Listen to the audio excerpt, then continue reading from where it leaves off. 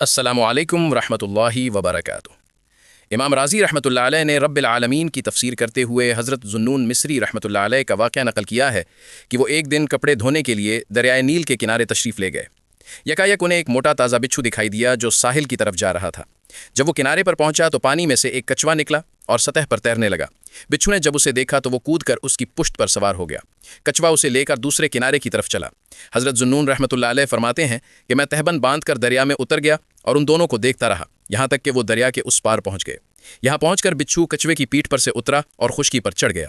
میں بھی دریا سے نکل کر اس کے پیچھے ہو لیا یہاں تک کہ میں نے دیکھا کہ ایک گھنے درخت کی چھاؤں میں ایک نوخیز لڑکا گہری نیند سو رہا ہے۔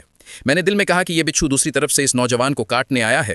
ابھی میں یہ سوچ ہی رہا تھا کہ اچانک مجھے ایک زہریلا سانپ دکھائی دیا جو پھن اٹھا کر لڑکے کی طرف بڑھ رہا تھا، لیکن ابھی وہ لڑکے کے پاس پہنچا ہی تھا کہ بچھو آگے بڑھا اور سانپ کے سر سے چمٹ کر بیٹھ گیا، یہاں تک کہ تھوڑی دیر میں سانپ مر گیا اور بچھو واپس کنارے کی طرف لوٹا۔